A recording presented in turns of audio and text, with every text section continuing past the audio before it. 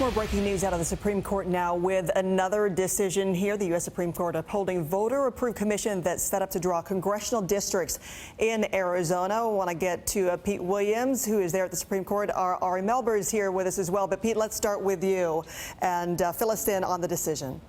A noticeable chill from the U.S. Supreme Court being felt across First Street at the U.S. Capitol because by a 5-4 ruling, the Supreme Court has okayed the practice that's beginning to spread around the states of having independent commissions take away the power of state legislatures to draw the boundaries for congressional and legislative districts.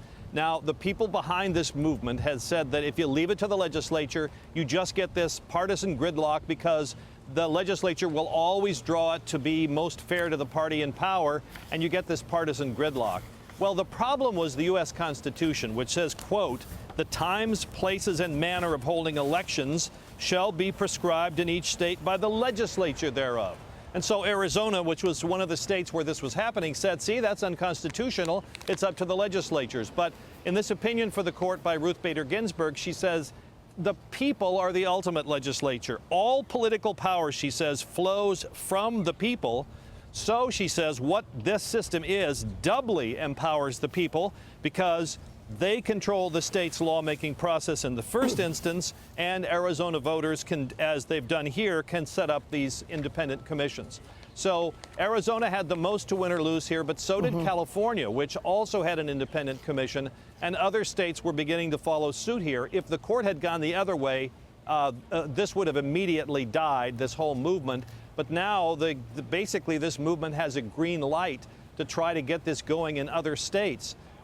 In Arizona and in California, it was done by voter initiative, in essence, bypassing the legislature. So now this same voter initiative process can be tried in other states. So it's a big victory for people who have tried to come up for years with ways to reduce partisan gridlock in the political process, both here in Washington and the Congress, and in state houses around the country. All right, Pete, stand by from here. I want to bring in Ari as we see this court split 5-4 here, ruled that the ballot initiative did not violate the U.S. Constitution's requirement that state legislatures set congressional district boundaries. So we saw it in Arizona, as Pete mentioned, California, others as well. This is a big victory for people who wanted to take power from the politicians and the incumbent protection racket and find some fairer, more independent way to create these districts. We've seen it in Arizona, in California, in Washington state, a lot of the western states that have had an independent political tradition, experimented with party ballots.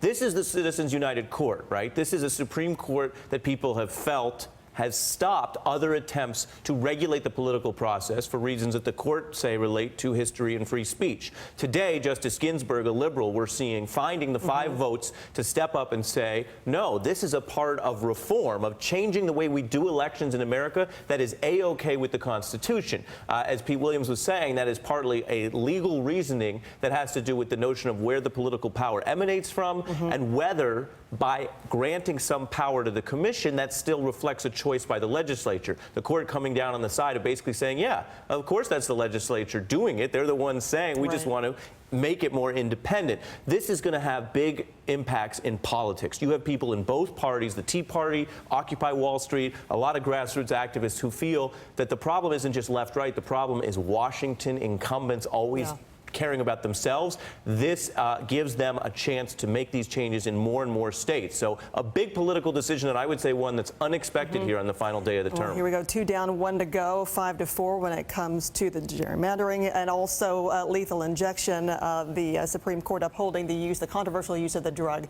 there, as we saw in those botched Oklahoma executions of 5-4, upholding that. So the one last left, riveting mercury emissions there in power plants. So I know you and Pete both watching that. We'll hear from both of you when that comes down. Ari Melber and Pete Williams, thank you very much for that.